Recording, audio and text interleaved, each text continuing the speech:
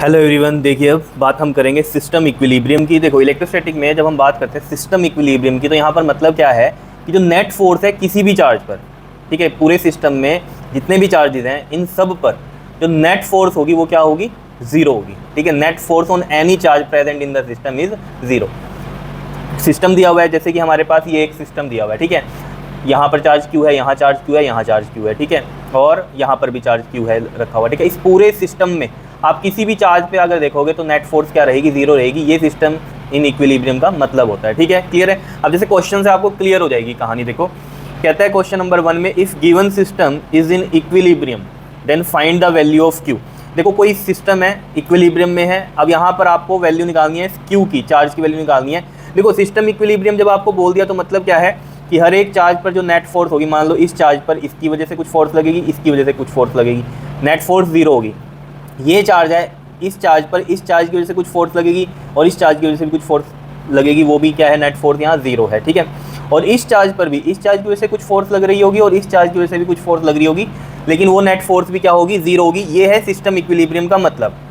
Clear है कहानी, बता दो। अब यहाँ पर जो आपको दिया हुआ है कि एक 4 कूलम का चार्ज यहाँ रखा है, 9 कूलम का चार्ज यहाँ रखा है और स्मॉल क्यू यहाँ रखा है, ठीक है। चार्ज 4 कूलम से स्मॉल क्यू का डिस्टेंस है 6 सेंटीमीटर, क्यू से 9 कूलम का डिस्टेंस है वो है 9 सेंटीमीटर। अब देखो जिस भी चार्ज की वैल्यू निकालनी है, मान लो इस चार्ज की वैल्यू निकालनी है, तो आप इस चार्ज को ना कंसीडर करके या तो इस चार्ज को ले लो, इस पर नेट फोर्स निकाल देंगे और इक्वल टू जीरो कर देंगे तो क्यू की वैल्यू आ जाएगी, या फिर इस चार्ज को ले लो, ठीक है, इस पर आप फोर्सेस निकाल लो और उसको जीरो के इक्वल कर दो, क्योंकि इक्विलिब्रियम में नेट फोर्स जीरो है। देखो मैं बताता हूँ अभी आपको। जैसे मान लो ये मैंने कहा फर्स्ट चार्ज है और ये वाला हमारा कौन सा है, सेकंड चार्ज है, ठीक है, और इसको मैं फर्स्ट चार्ज मान लिया मैंने और ये सेकंड मान लिया और ये मान लिया मैंने थर्ड चार्ज, ठीक है। तो अब देखो force on this first due to this second charge, तो मैं यहाँ लिखता हूँ, देखो force on first charge due to second, तो इसकी वजह से देखो ये वाला प्लस है, ये वाला प्लस है, इसको क्या करेगा, ये इधर रिपेल करेगा, तो ये मैंने मान ली F2 फोर्स आ गई। और यहाँ पर ये जो है हमारे पास ये वाला Q है जो, ये भी इसको क्या करेगा, रिपेल करेगा, क्योंकि ये भी पॉजिटिव है, ये भी पॉजिटिव है, इसको भी रिपेल करेगा, तो ये कितना आ जाएगा हमारे पास, F3 आ जाएगी। अब देखो जरा फोर्स जो है 2, वो उसके लिए अगर हम फॉर्मूला देखें तो क्या बनेगा हमारे पास, बताओ, K Q1 Q2। अब ये है और ये है, 2 वाली तो यही थी हमारी 9 कूलम और 4 कूलम वाली, तो मैं लिखूँगा यहाँ पर क्या, 4 इंटू में 9 अपॉन में डिस्टेंस, डिस्टेंस देख लो अब इसका और इसका डिस्टेंस 9 और 6 कितना हो गया, 15 सेंटीमीटर, और उसका स्क्वायर। इसको मीटर में करने की ज़रूरत नहीं है, अभी बता दूंगा कि क्यों, ठीक है।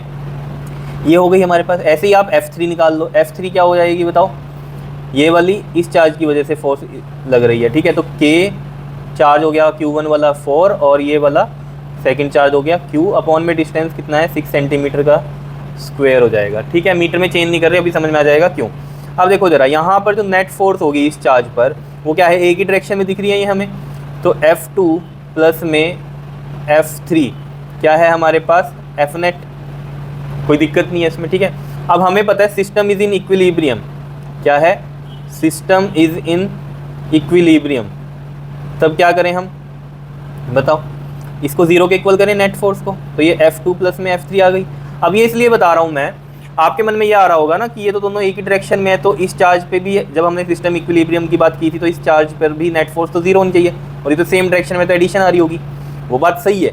लेकिन अभी हमें थोड़ी पता है ये वाला जो चार्ज है क्या पता माइनस में हो, इसकी वजह से जो फोर्स लगेगी F3 क्या पता इधर जा रही हो, है ना, ऑब्वियसली बात है, ऐसा ही होगा तभी जीरो बनती होगी फोर्स, तो है ना, एक ही डायरेक्शन में तो जीरो बनती नहीं होगी। लेकिन जैसे हमें क्वेश्चन गिवन है, हमें उसी के अकॉर्डिंग फोर्सेज बना देनी है और लिख देना नेट फोर्स क्या है, जीरो है, तो हमारे पास ऑटोमेटिकली चार्ज जो भी होगा साइन के साथ आ जाएगा। देखो कैसे, F2 क्या है हमारे पास, देखो ये 4 9 ऐसे लिखता हूँ मैं, ये 4 इंटू में 9 और ये कितना है 15 का स्क्वायर, और प्लस में ये हो गया K 4 इंटू में Q 6 का स्क्वायर। अब ये इसको इधर ले जाओ आप, ठीक है, ये वाली टर्म को इधर ले जाओ, तो ये बन जाएगा आपके पास माइनस का K 4 इंटू में 9 अपॉन में 15 का square and is equal to में ये K 4 इंटू में Q 6 का स्क्वायर। अब देखो मैं जो आपको कहता था ना कि अगर मैं सेंटीमीटर को मीटर में करता तो अपॉन सेंटीमीटर को जब मैं मीटर में करूँगा तो अपॉन में 100 लगाऊंगा, 100 का स्क्वायर, यहाँ पर भी 100 का स्क्वायर हो जाता, तो वो कट ही ना जाते, तो इसलिए कोई ज़रूरत नहीं है, कोई दिक्कत नहीं है जब इस तरीके से इक्वेट की कहानी आ जाए ना।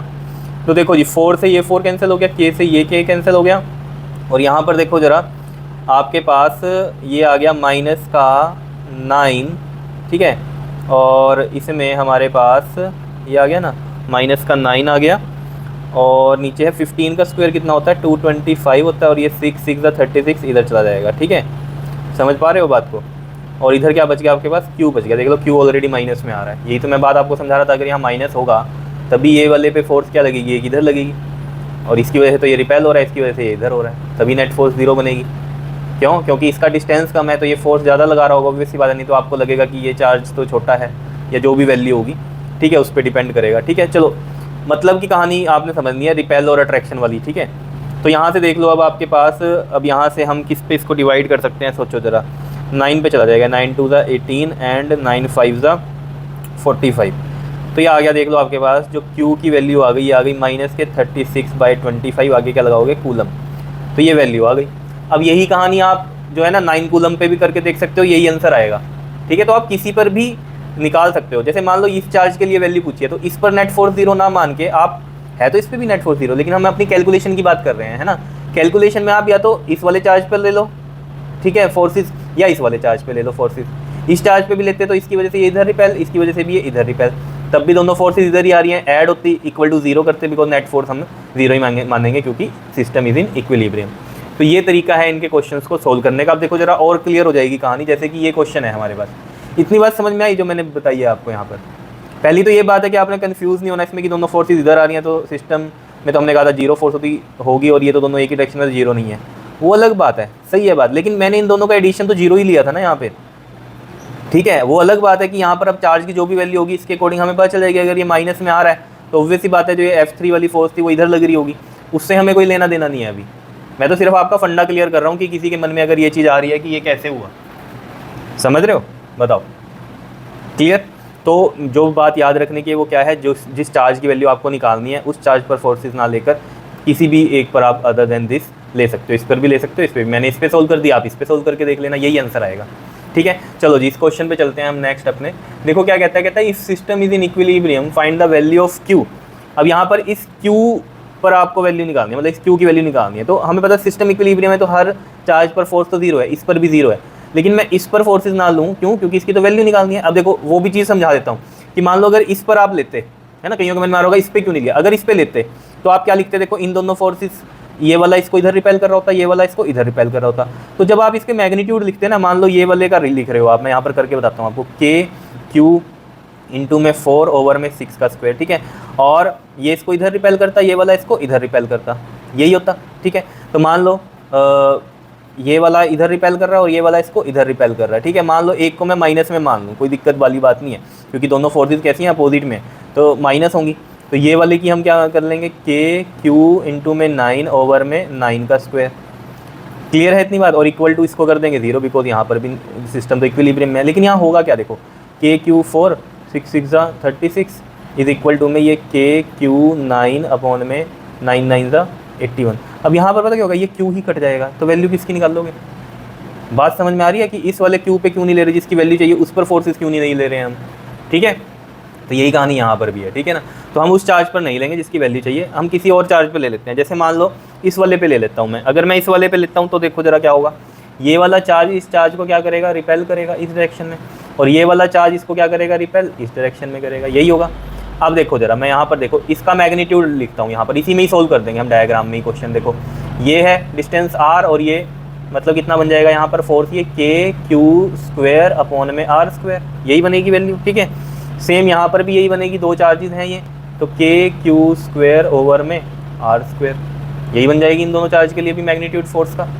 ठीक है, मैं यहीं पर ही सोल्व करके बता रहा हूँ अब आपको। अब देखो जरा, ये इसके मिड में ऑब्वियसली बात है, ये इक्विलेटरल ट्रायंगल है, पहले तो ये समझ में आ रहा है, तीनों साइड्स बराबर हैं। ठीक है, तो इस चार्ज की वजह से भी ये चार्ज क्या होगा, इधर रिपेल होगा।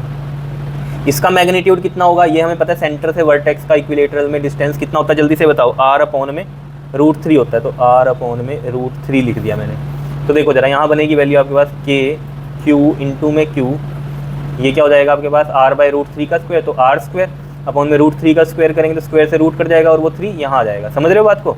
देखो ऐसे बनेगा ना, ये KQ ओवर में R बाई √3 का स्क्वायर, तो ऐसे आ जाएगा। देखो KQ ओवर में R स्क्वायर, √3 का स्क्वायर कटोगे तो रूट कट जाएगा और ये 3 ऊपर आ जाएगा। आ रही है बात समझ में? अब देखो इनको सोल्व करना कैसे है, देखो बिल्कुल ही सिंपल सी कहानी है। देखो हमें साफ पता चल रहा है यहाँ पर क्या कि ये एंगल अगर 60 डिग्री है, क्योंकि एक इक्विलेटरल ट्रायंगल है, तो ये एंगल भी कितना है 60 डिग्री है। क्लियर है। और ये दो इक्वल वेक्टर्स हैं, दो क्या हैं, ये इक्वल वेक्टर्स हैं, ये वाला भी और ये वाला भी। तो इनका जो रिजल्टेंट आएगा इन दोनों के एंगल बाइसेक्टर पर ही आएगा। तो मैं मान लो इसको, इन दोनों की जो फोर्स है ना उसको मान लेता हूँ मैं ये एफ डैश, इन दोनों के रिजल्टेंट की फोर्स को एफ डैश मान लेता हूँ, वो भी इसी में आ रही है। ठीक है। और ये वाले चार्ज, ये वाला चार्ज इसको इधर रिपेल कर रहा था, वो भी किस एंगल पे आ रहा है, इसी एंगल पे, बिकॉज ये इसके सेंटर से ऐसे जा रहा है। तो सेंटर से ये ऑब्वियसली बात है, ये 60 डिग्री है, ये इसको कट ही करता हुआ जा रहा होगा एंगल बाइसेक्टर पे। तो यानी कि ये दोनों फोर्सेज जो इसकी वजह से बनी, यहाँ ये वाली, ये तो है ही इस लाइन पर एंगल बाइसेक्टर पर, और इन दोनों का जो रिजल्टेंट होगा वो भी इसी लाइन पर होगा। तो पहले तो इन दोनों का रिजल्टेंट हम सोल्व कर लेते हैं। जब दो इक्वल वेक्टर्स हों तो आपको मैंने बहुत बार बताया है कैसे निकलती है फोर्स, बताओ 2f cos θ/2 याद हो अगर आपको, रिजल्टेंट मैंने बताया था। अगर a मैग्नीट्यूड है दोनों वेक्टर्स का तो 2a cos θ/2 का फॉर्मूला बताया था, याद रखना। ये दो इक्वल वेक्टर्स हैं अगर, तो उनको हम डायरेक्ट इस तरीके से सोल्व कर सकते हैं। वैसे तो आपको पता ही है क्या होता है resultant, a² + b² + 2ab cos θ, और उसका स्क्वायर रूट होता है। लेकिन वहीं से ही सोल्व करके हमने किया हुआ है कि दो अगर इक्वल वेक्टर हैं तो ये रिजल्टेंट बनता है। तो ये आ गया हमारे पास। अब देखो जरा यहाँ पर, अब f क्या है यहाँ पर, ये वाली f मान ली मैंने, ये भी f है और ये भी क्या है, f है। तो 2f cos सोचो जरा यहाँ पर क्या है, ये cos 60 है, ये cos 60/2 मतलब कितना हो गया, ये 2f cos 30, because theta is the angle between the two vectors. और ये वाला कितना है 60 डिग्री, 60/2। अब cos 30 की वैल्यू क्या होती है आपके पास, 2f cos 30 इज √3/2। तो 2 से ये 2 कट गया, क्या आया आंसर, f रूट में 3, यानी कि √3 और f की वैल्यू रखते हो यहाँ kq²/r², ये तो आया f डैश। ठीक है। अब जो इधर f नेट बन रहा है हमारे पास, जो f नेट बन रहा है वो क्या है हमारे पास, f डैश प्लस में ये वाला। ठीक है। ये वाला इसको क्या मान लो आप, ये एफ क्यू है, क्यू की वजह से ही है ना, ये वाली फोर्स कौन सी मान लूँ मैं, एफ क्यू, स्मॉल क्यू वाली मान लूँ। ठीक है, बताओ। तो ये एफ क्यू वाली मान ली मैंने। क्लियर है, यहाँ नहीं समझ में आ रहा है ये, तो यहाँ लिख लेता हूँ मैं, ये एफ क्यू है। ठीक है। अब देखो ज़रा, अब वो भी इसी बात है, ये सेम डायरेक्शन में तो ऐड ही करेंगे इनको। तो एफ डैश कितनी है हमारे पास, √3 kq²/r², और यहाँ पर प्लस में F Q is this 3 kq³ में r², और net force 0 by system is in equilibrium है। ठीक है, क्लियर है इतनी बात। अगर सिस्टम इक्विलिब्रियम है तो ऑब्वियस बात है ना, हर चार्ज पर फोर्स क्या 0 है, तो इस चार्ज पे भी नेट फोर्स तो 0 ही होगी, तो 0 लिख दी हमने। यही फ़ायदा है ना, इक्विलिब्रियम में है तो हमें पता तो चल रहा है ना कि ये 0 हो जाएगी। अब देखो ज़रा, इस वाली टर्म को इधर ले जाओ, तो माइनस का ये √3 kq²/r², इसी को क्यों लेके जा रहा हूँ, क्योंकि ये वाला इधर ही रहने दो ताकि q की वैल्यू आ जाए हमारी। तो 3 kq³ देखो r² से r² कैंसिल हो गया, k से ये k कैंसिल हो गया, और एक q से इधर का ये एक q कैंसिल हो गया। तो इधर क्या बचा हमारे पास 3q, और इधर कितना बचा, ये माइनस का √3, और इधर एक q² से एक ही q कटा था तो एक q यहाँ बचा हुआ है। तो ये कितना आ गया, q = में माइनस का √3q/3, और देखो q ये आया माइनस का √3q। अब इस 3 को मैं √3 लिख सकता हूँ कि नहीं लिख सकता हूँ, क्योंकि √3 का स्क्वायर हो जाएगा यहाँ से, तो स्क्वायर से रूट कर देता है तो 3 बचता है। तो 3 को मैं ऐसे लिख सकता हूँ, ये √3 से कैंसिल हो गया, और ये कितना आया माइनस का q/√3। क्या इतनी बात समझ में आई। तो ये जो चार्ज है ये वाला, ये कितना आया है माइनस का q/√3। बताओ जी, समझ में आया। तो वही मैं आपको बता रहा था क्या, कि आपने तो वैसे कर देनी है डायरेक्शंस जैसे कि यहाँ दिए हुए हैं आपको जो चार्जेस हैं, है ना, उसके अकॉर्डिंग आपने तो साइन ले लेने हैं फोर्सेस के। ठीक है, क्लियर। मतलब अट्रैक्शन है, रिपल्शन है, जो भी है उसके अकॉर्डिंग, तो वो चार्ज अपने आप आ जाएगा, माइनस का है कि प्लस का, अपने आप आ जाएगा, उसकी टेंशन मत लो। तो इसमें कन्फ्यूज़ नहीं होना बिल्कुल भी, जो मैं आपको बोल रहा हूँ कि ये दोनों फोर्सेस तो एक ही डायरेक्शन में, कई बच्चे सोचते हैं 0 कैसे हो गई, वो बात सही है, लेकिन क्वेश्चन के अकॉर्डिंग हमने कर दी, लेकिन नेट फोर्स तो इनका हमने 0 ही ले लिया ना। ठीक है, वो क्यों, ताकि हमारा चार्ज की वैल्यू आ जाए।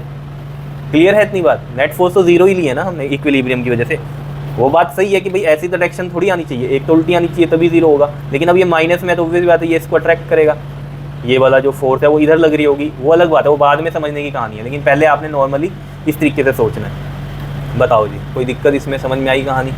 ठीक है, तो ये चीज़ें आपको इस तरीके से करनी है। ठीक है, कर लोगे इसको। ओके जी, थैंक यू।